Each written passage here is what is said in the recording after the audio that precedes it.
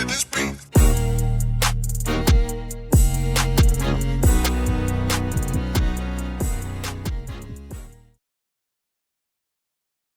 Welcome to another episode. Welcome to another episode of Gamecocks Talk with Captain Will. I am your man, Captain Will. Make sure you like, make sure you share, make sure you subscribe to Gamecocks Talk with Captain Will so I continue to bring you that gospel of Gamecocks every single day.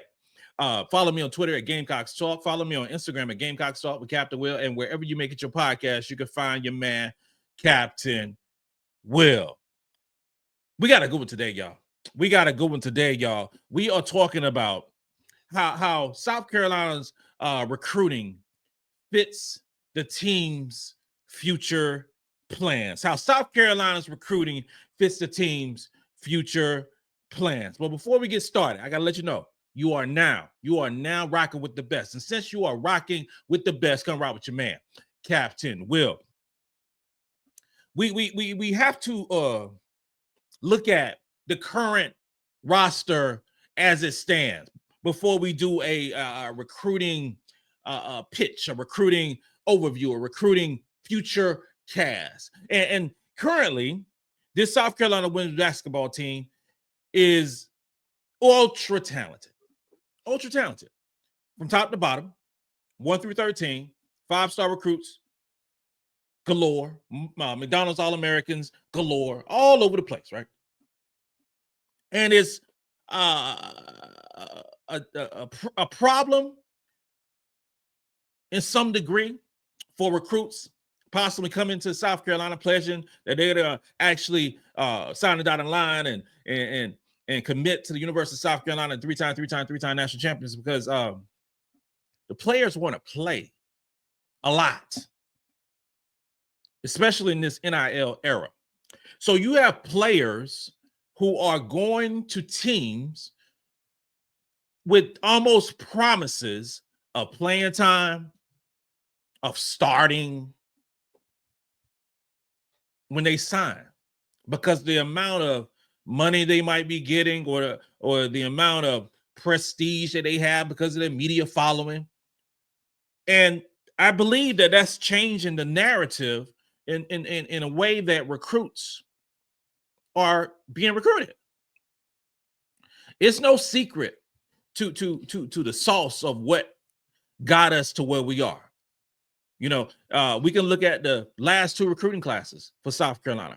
Class of 2024, class of 2023. Class of 2024 brought us, Joyce Edwards, number 3 overall recruit. Brought us Maddy McDaniel, number 14 overall recruit. Adhel Tac, number 26 overall recruit in the class of 2024. We can go back 1 year prior to that. MiLaysia Fulwiley, 13th ranked overall recruit. Chloe Kitt, 17th ranked. Tessa Johnson, 25th ranked. We can go to Sania Feagin, who was 40th ranked. So the secret to the sauce of South Carolina is recruiting multiple recruits every season, and then having those players compete with the players that's already here in tow. There's no other team that you can go to where you're going to compete as hard as you do at the University of South Carolina. There isn't. UCLA is the closest, where you have so many McDonald's All-Americans and 5-star recruits on it. It's the closest thing. But Carolina is number 1 with that. But I also think that with our players, is creating almost a force field around the program, and those elite recruits sometimes don't want to show up. We have the strengths of his basketball team, and traditionally it's been the post. We had the Leah Bostons, we had the Asia Wilsons, we had the Camila Cardozas and Elena Coates and Kiki Harrigans and so many different wonderful, great players at the University of South Carolina. And it seems like this year in particular that the perimeter players are the strength of this basketball team, with Powell and Tessa and Raven and Bree and Fulwiley. You could just go on and on and on about the perimeter players, and all these players are great in their own way. the overall talent of this basketball team and the potential for this team for this year and for next year, for the holdovers, I would say, next year is sky high. But the overall talent on this team, I believe, is preventing players from high school to commit to South Carolina. We cast a wide net for this class of 2025. And so far, the only commitment we have is Adhel McDaniel. Adhel McDaniel was a terrific basketball player. She's top 15 in the country. She's about 6'1", can guard multiple positions. Defense is her main, in my opinion, her main strength, but she also can shoot the basketball. But we didn't get the guards that we wanted. We didn't get the post player that we wanted in this recruiting cycle. We didn't. I'm not gonna make no excuses. We're not gonna make no excuses whatsoever about the players that decided to go to other places. We aren't. Devon Burge, I wanted some Devon Burge. She didn't commit to South Carolina. She went to LSU. Jazzy Davidson, I had an affinity for Jazzy Davidson. She committed out west. There's a lot of players who went to other basketball teams and decided not to say South Carolina. And this is the first time in recent memory, this is the first time where Carolina potentially might get one player in the top 15, top 20 in a recruiting cycle. It's the first time. The long-term vision for South Carolina by head coach Dawn Staley is different than most, I would say. You have teams that completely turn their roster around with the transfer portal, like a Maryland. You have teams that are eventually going to come, with Southern Cal getting about 6 recruits, flip their roster upside down. Carolina got 1 recruit coming in. 1 recruit. There are needs of improvement on this basketball team after this year. There are weaknesses on this basketball team after this year. We can't make it up. We can't just gloss over those facts. Te-Hina Paopao will be in the WNBA in the spring. She will be gone. She would have exhausted all her eligibility. She would not come back to South Carolina. So you have one of the premier players in the country who spent 2 years at the University of South Carolina, one of the best shooters, if not the best shooter in the college basketball realm, gone. She has to be replaced. You have Bree Hall, who will exhaust her eligibility. She was the number 14 overall recruit in the class of 21, and she will be gone. So those are 2 starters on this current basketball team will be gone. And then we can say that, Te-Hina Paopao be gone, so you can slide in Tessa Johnson. You can say that. You really could. And but I prefer, with Te-Hina Paopao gone, I prefer Maddy McDaniel sliding in to that position. And then we have 2 more point guards running the show with Maddy and Raven. So with that being said, I say, okay, Bree Hall will be gone. So you automatically slide in, Tessa Johnson into that position. Folks going to be saying, damn, Cap, why you ain't talking about MiLaysia Fulwiley? I'm not saying MiLaysia Fulwiley should not have the opportunity to start. Not saying that whatsoever. But I prefer MiLaysia at this point in time, on today, was January the 6th, when I'm doing the future cast. I want 2 true point guards in the game at the same time. Now we can have the argument of saying Fulwiley could start at 3, or maybe we could play 4 guards. There's a lot of different ways that you can say, but we're not going to get into that conversation about where Fulwiley should start or shouldn't she start, or all those great things. Maddy is a great point guard, and I believe she's going to be one of the best point guards when it's all said and done to ever put on the guard in the black uniform. So Breezy is gone. Tahina is gone. Then we have Sania Feagin, who will be gone. She'll be exhausted her eligibility.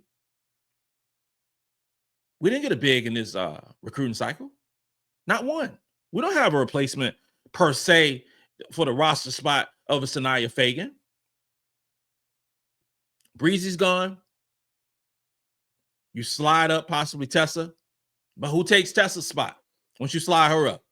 You can say Ashlyn McDaniel. You can say that. Same thing with Powell. You can say Maddy slides in, or let's say MiLaysia slides into that position. But who takes that position? Those 19 minutes that MiLaysia Fulwiley was getting off the bench. Now that Fulwiley is going to get those 25 minutes that Powell is getting. Is that Maddy? Is that someone else? We need another point guard / shooter on this basketball team after Powell leaves. Sania Feagin's position will be filled by a Ashlyn Watkins or Joyce Edwards, and that'll be fine. That'll be great. But you got to feel when you pick up. It's like, what's that game? What's that thing you like you got a leak in the roof or whatever, so you feel that leak in the roof, so you feel that position with Ashlyn Watkins for Feagin, but then you got to feel that position for Ashlyn Watkins now. And don't forget that Sakima Walker, 6'5" Sakima Walker, will be gone too. We have room for improvement on this South Carolina team next year. I don't think at this point we have filled those roles. The transfer portal is going to be so important for South Carolina this upcoming season. So important. So important. The odds of us getting Aaliyah Chavez in this 2025 recruiting cycle are very slim. The odds of us getting a God Maker, I don't know. If she would have signed earlier, I thought the South Carolina had a really good shot. Now I don't know, because so much time has passed. I'm not sure where she's leading. I don't know who's her leaders. I don't know any of that information in regards to I Got Maker. So I'm gonna assume that she won't be a Gamecock. Hopefully that changes, but I'm gonna assume. So going into the transfer portal, the strengths of this basketball team gonna have to be resonated. It's gonna have to be filled. So you look at the transfer portal, and we haven't dipped in the transfer portal like this right here, but we have to get a point guard. We have to get another wing, because you can make the case that Ashlyn McDaniel's commitment actually fills the role that Sania Ja had last year. You can make that case. So I'm saying another guard, another wing, another big wing, and 2 post players. It's being that we are a post-centric basketball team,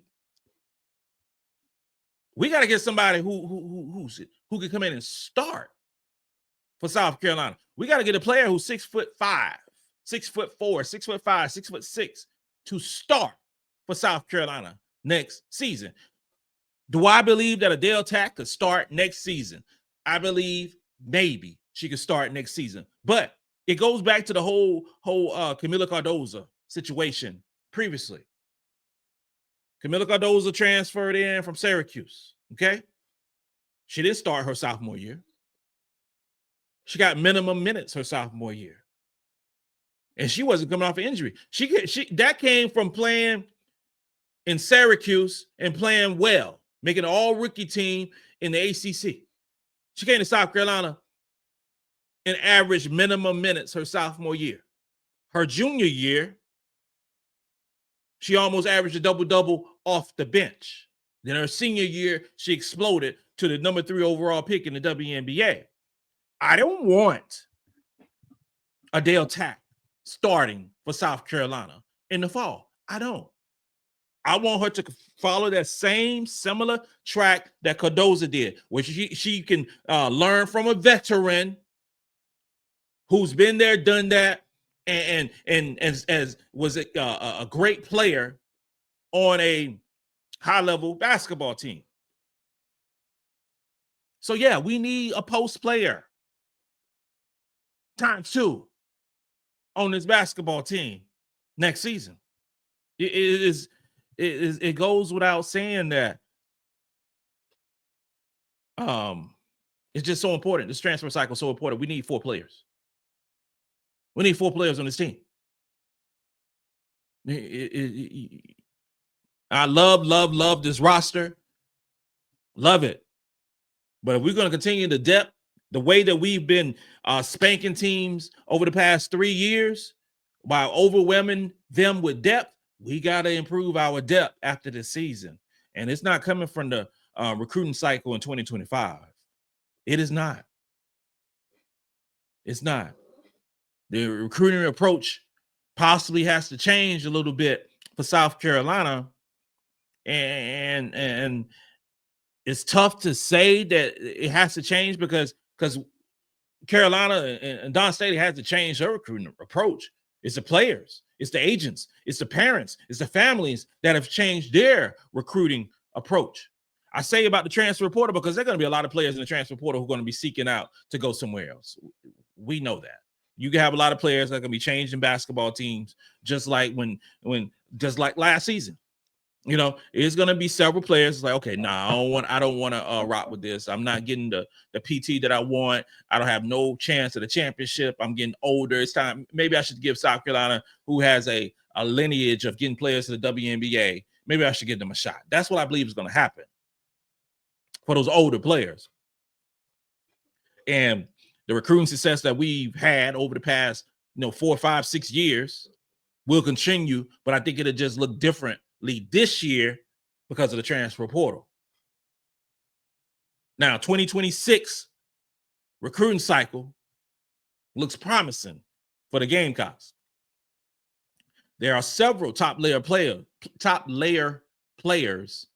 that have South Carolina high on their list.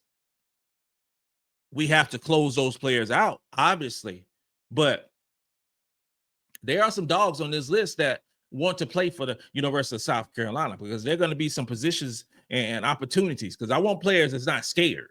I don't want players on this team that is afraid of competition. I don't. I want players who want to come to the University of South Carolina to compete against the best and play with the best. If you're not one of those individuals, you can go to any other team. Any other team, and I'm talking about those 5-star recruits. If you want to come in and say, I'm going to start, I'm going to do this, I'm going to do that, and promise this, that, and the third, no, just keep on moving. Just keep it moving. There's a standard at the University of South Carolina, and if you're not a part of that standard, Captain Will don't want you on the team. That's just, you got some crazy stuff that's going on with Rutgers, with their player, and it's just like, okay, I'm just not a fan. I'm a military dude, so I'm just not a fan of calling out your superiors just because you can call them out and say, I don't do that and stuff. You know, it's just not the respect value ain't cool to me. It's not the NBA. It's not a player's league. This is still a coach's league, and it needs to be treated as such. It's some crazy stuff that's going on, man, and on some of these basketball teams. And our team don't have any of those issues, but it's some of these other programs are catering to these players a little bit too much. A little bit too much. I would say it like that. The potential for this South Carolina team this upcoming season in 2025, 2026 is great. It's great because you're still going to have Raven Johnson. More than likely, you have Raven Johnson, you got MiLaysia Fulwiley, Tessa Johnson, Maddy McDaniel, Adhel Tac, Joyce Edwards, Ashlyn Watkins, Chloe Kitts. I mean, this is so special. Maryam Dauda, so special. So special. So you, unlike this year where you have 13, 12 5-star recruits and 1 4-star recruit, next year it might look a little different. You might have only 8. Might only have 8 5-star recruits and a couple of transfers who are looking to improve their stock possibly in the WNBA. That's might be what it is for next season. And then for the 2026 class, you see we go back to the traditional 3 or 4 players getting recruited and committed to the University of South Carolina like it was in 2023 and 2024. 2025 is going to look different. It's going to look different. The current roster and the future recruiting for this basketball team will continue to lead to team success and continue to be in the top echelon of the SEC and the national title picture. That has not changed whatsoever. What has changed is the outlook and the framework of recruiting for this 2025 class. It is much different than in previous cycles. Now, after the season ends and the transfer portal open, it's going to be a lot of eyes to see what players, now I'm talking 3 or 4, will join the South Carolina women's basketball team. A lot of eyes will be on this basketball team, and you're going to hear, oh, South Carolina won the transfer portal. I don't care about winning no transfer portal because most of the time you win the transfer portal, you ain't did too much. I guess Maryland won the transfer portal, and they are playing very well, but they added like 6 players. South Carolina continuing to add talent to this basketball team. We will always be great. And that's just going to look different for the class of 2025. You're going to get it more so from the transfer portal versus high schoolers coming in. And for this year, I'm fine with it. I'm cool with it. This concludes another episode of Gamecocks Talk with Captain Will. I'm your man, Captain Will. Make sure you like, make sure you share, and make sure you subscribe to Gamecocks Talk with Captain Will so I continue to bring you that gospel of Gamecocks every single day. Ladies and gentlemen, you are now rocking with the best. And since you are rocking with the best, come rock with your man, Captain Will. Let's go.